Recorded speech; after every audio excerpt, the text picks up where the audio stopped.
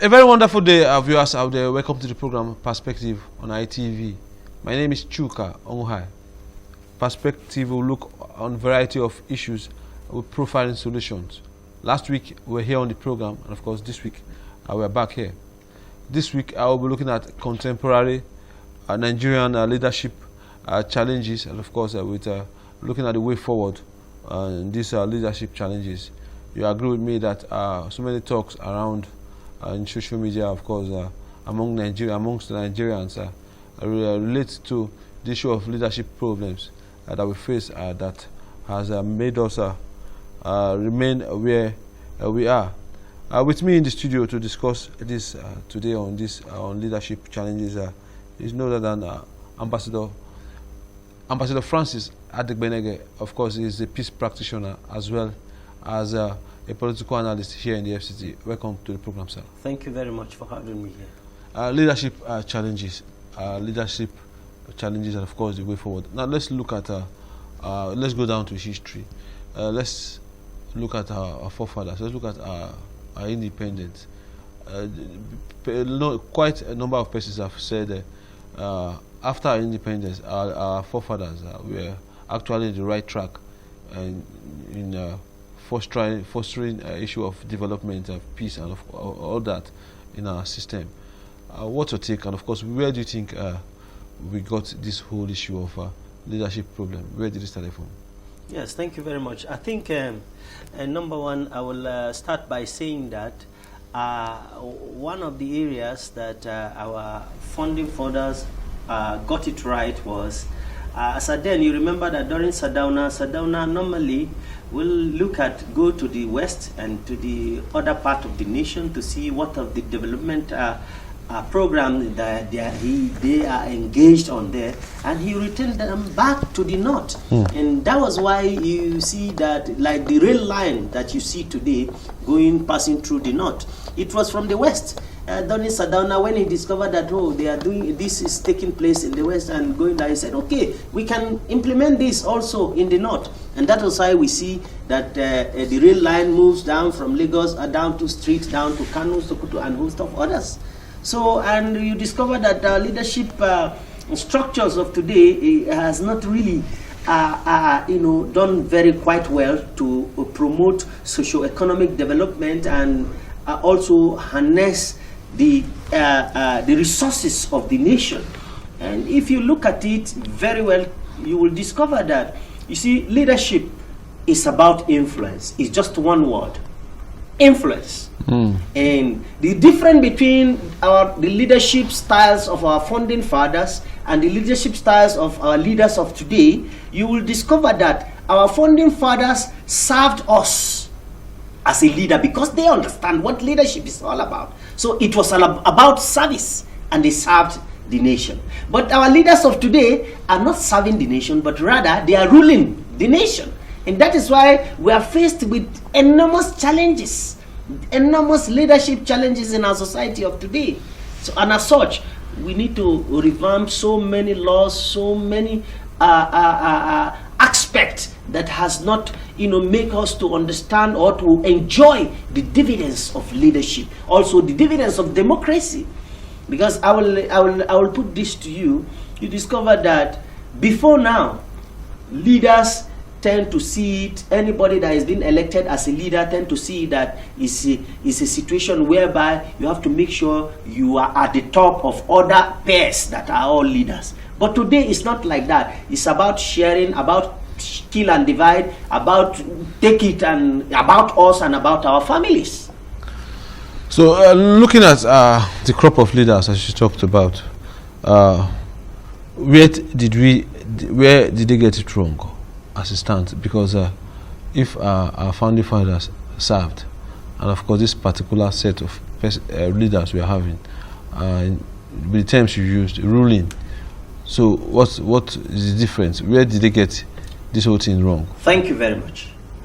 Where they got it wrong was then, our founding fathers create an enabling environment for other citizens to have access to free and quality education. Because for you to understand, or for you to get the weight of any society, education is a paramount concern, is number one key for any society to thrive, both economically, socially, even security-wise. This is Nigeria. The name Nigeria still remains. It has not changed. The difference between then, what our founding fathers did, and now, it's simply because we Nigerians have decided to change our attitude due to, we can claim that yes, it's 21st century, globalization has taken place. So that is the difference. And if you look at it very well, you discover that the way they placed top priority in education then, it is not the way it is today. Our children are at home. It's over 120 days today ASU is on strike. Let me take you back down memory lane. During Babangida, TET Fund was initiated. It was a brainchild of ASU. They said, okay, government, we don't need your money, we don't need anything from you. What do we want? We will create TET Fund and let TET Fund every contractors that get jobs from the ministry, from anywhere, we will take 1%. Babangida say, okay, go back and come up with a plan. I want to see your plan, how you intend to go about it. They did, ASU did, and when they did, they submit their report, and Babangida approved it, but he never implemented it. When Abacha came in, Abacha saw it, and he said, okay, this is a very nice plan. Abacha implemented it immediately. Within 3 months, they realized over 70 billion naira. I believe you know what 70 billion naira was then, as a then compared to today. Now, Abacha was very happy and everybody was happy. Our educational sector was booming. Later on, when Abacha died and Obasanjo has to come in, Obasanjo, they discovered that, this TET Fund are making huge money. There's money in it. They revamped some of the clauses, the laws that were entrenched in that was submitted to Babangida and Abacha. And it was returned back to the government control. And that was the reason why today we have what is called ASUS going on strike. And if you look at it very well, if they had continued in that law that was embedded in that contract that was signed by Babangida and Abacha, by now all institutions would have had a #1 top research institute, and all our lecturers will have been very, very wealthy. They will have been living a healthy life, and our educational standard will have improved drastically because there will be enough fund to fund everything about education. We'll come to the issue of maybe mismanagement, and of course having ASU, of course having the universities to run the autonomy when it comes to finance. But let's look at the issue of the political structures of if we have a military junta that passed a law on education that give a pass to education. How come we're having a democratic system coming in to maybe jeopardize this? How does the issue of the party structure, party system affect this issue of decision making and of course development in our system? Yes, this is one of the reasons why we are getting leadership problem in this country, because we focus more on structure. They will tell you the two major parties of today have structure, and that because for any party to successfully clinch into power at all levels, they must have structure. And this is our problem. Structure has not done Nigeria well, but rather it has returned Nigeria back. Because structure to me simply means one, enforcing himself into power. So as such, he can decide to do anything he likes. And that is why I tell you that the people we have today are not leaders, but they are rulers. But they are under the subject to the constitution. Of course, the party is also subject to the constitution. Yes, the party is subject to constitution. But the constitution entrenched, the 1999 constitution, permit me, if we have to go that, the 1999 constitution that was written honestly, permit me to say this, I will say it anytime, any day, that documents need to be brought out and put into the fire and write a new constitution that will befit a democratic setting that we are trying to practice. But there have been adjustments, amendments. Adjustment cannot solve the problem of Nigeria. We need to throw that document that was written 1999, we need to throw it into the lake of fire and call ourselves together, write up a constitution that will meet up to the standard of democratic dispensation, democratic standard that will enable equity, unity, justice, and fairness at all levels. Let me give you an instance. We said we have 3 major languages in Nigeria. We have the Igbos, the Yorubas, and the Hausa. How come have we not allowed the Igbos to rule, to become presidents in this nation? Why? Are they different? It's depending on the political structures of political parties. Of course, as a region, as an individual, you come under a political system to emanate, to come out or in whatever form, but be you a president or a governor. Of course, you are aware of this, and of course, what you should be asking yourself: how come we've not gotten any political party? How come the region that is agitating is not getting any form of force from any political party to emanate, to come out? So I think that should be the answer you should be giving. No, I should not give that answer. Let me correct an impression here. Okay. And that is why I'm very happy with what is happening in our political space today. We are in a democratic dispensation. And if you want to enjoy the dividends of democracy, definitely you must be looking at a leader that has the capacity, the competency to serve. But why are you so optimistic about a particular person? It's your opinion, actually. Yeah. But the point is, I don't know other aspirants so far that you think could make remarkable impact or change will come as a leader come 2023. Well, can I ask you a question, Mr. Chuka? Are you a Nigerian? Of course, you are here with me. I'm a Nigerian. You are a Nigerian. Were you brought up in Nigeria? Of course. Okay. You know why I asked you this question? Because if you were born and brought up in Nigeria and you are still in Nigeria of today, you will understand that the people in the other 2 major parties you are talking about, it has always been a recycling process. Nothing has changed. Since history. Yes, nothing has changed. And now we keep hearing change. We hear next level. We hear this transformation agenda. We hear different things. In 2015, seeing the coming up of the All Progressive Congress, we know it was a merger of many parties. Do you think a single party could come up to have that much influence, have that much force to bring about another kind of jing like what we saw in 2015 general elections? There's one thing that is very, very much more important to me, because to me, let me ask you a question before I go further. What is the value of your vote as a Nigerian? My vote, it's just my vote. My vote is my vote. Okay, you got it wrong. That is the mistake Nigerians are making. The value of your vote should be about the life of your children, the future of your children, your future, and the future of your wife, and order of your household members. It depends on where I'm putting the vote on. That is what determines the value. That is what determines the value of your vote.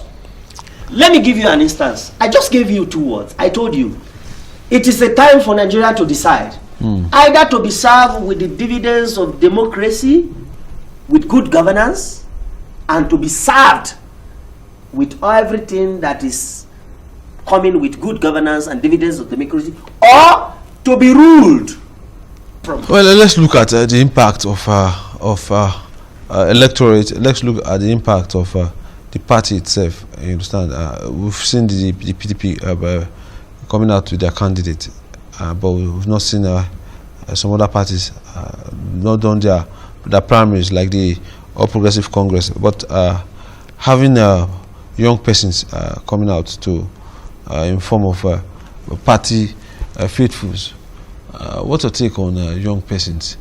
You understand, as it concerns the issue of bringing out a leader. They've been so much. One we expect young persons to be now aware of the issues happening. But so far, we've seen young persons indulge in this politics in every different format, different ways. What's your take on that? Well, I must correct an impression here. Leadership is not about age. It is about mentality. And what is that mentality? You must have the mentality to serve.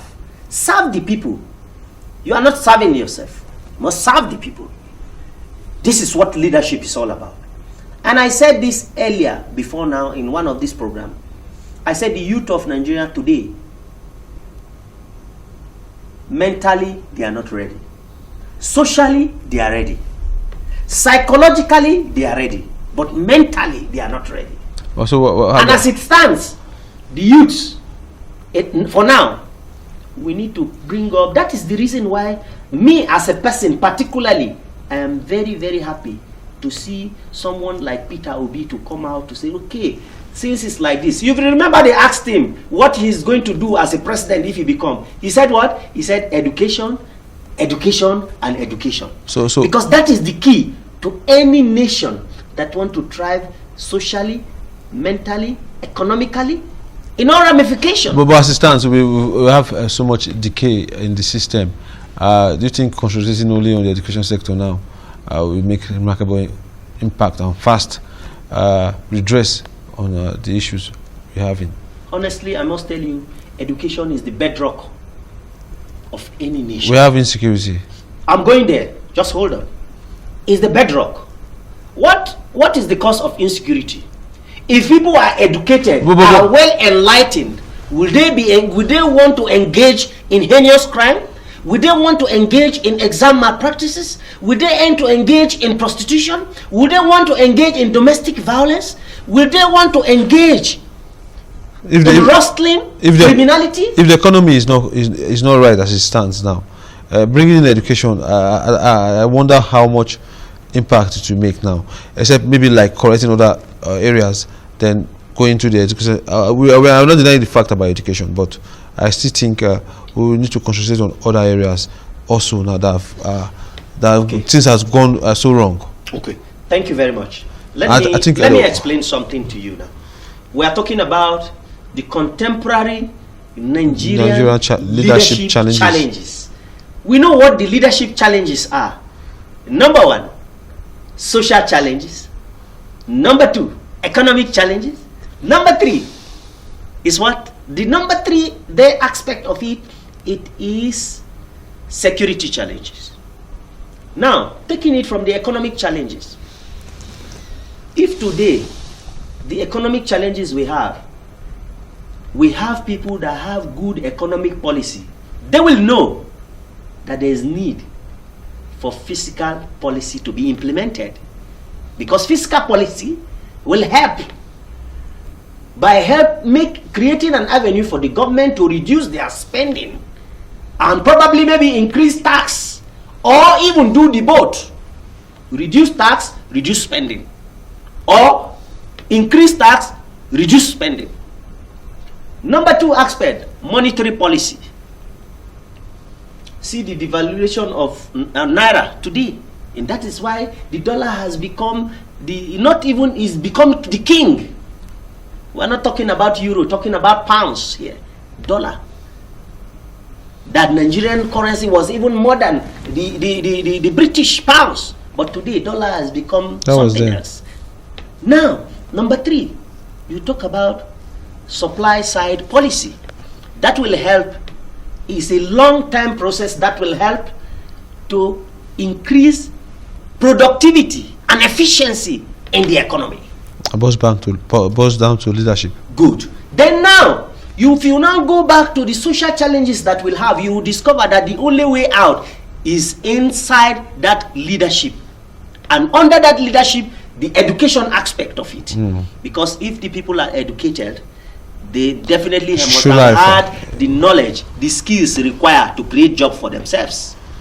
And with that, with capacity building and human development programs, definitely we have conquered the social aspect of it. Well, viewers, I'm still with Ambassador Francis Adegbenege, of course, is a peace practitioner as well as a political analyst here in the FCT, and of course we are looking at contemporary leadership challenges and of course the way forward. We're having a last word, of course. Time is not on our side.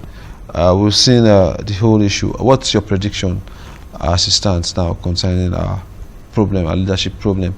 Are we getting out of this very soon, anytime in our next 2023 elections? Well, as it is, I will permit me to briefly talk about what leadership is all about. Leadership is just one word. It's about influence.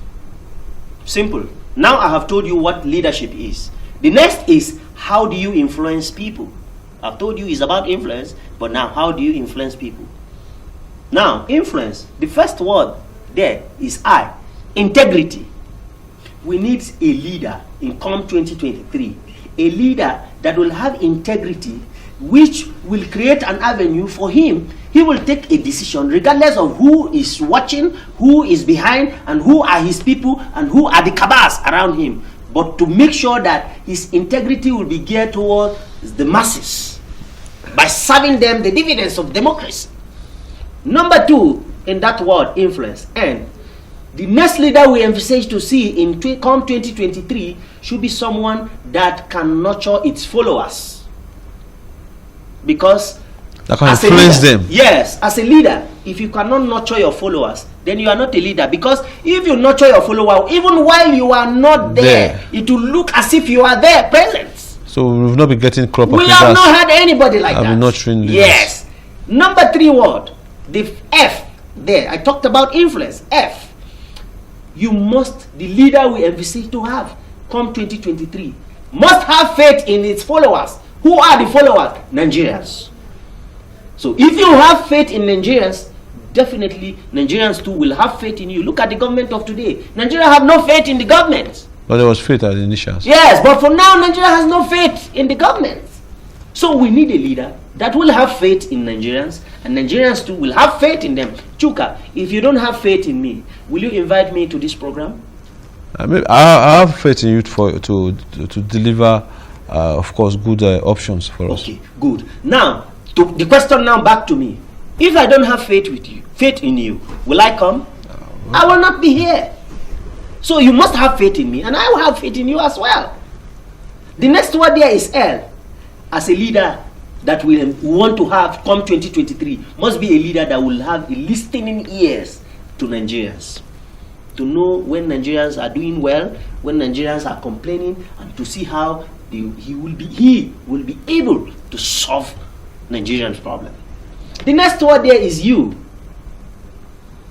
The next leader we need in this country, COM 2023, must understand Nigerians.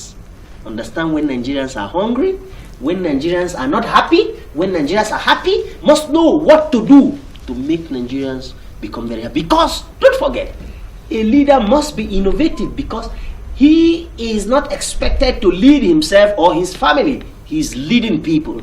So he is accountable to these people. Well, thank you very much, Ambassador Adegbenege. Of course, it's been nice having this talk with you, and I hope you come again when we invite you. Of course, I'm always available in as much as it's for the interest of the masses. I'm available to talk. We talk about peace, conflict resolution, and talk about public health issues. I'm always available. Thank you very much. Viewers at home, of course, I've been with Ambassador Francis Adegbenege. Of course, he's a peace practitioner as well as a political analyst in the FCT.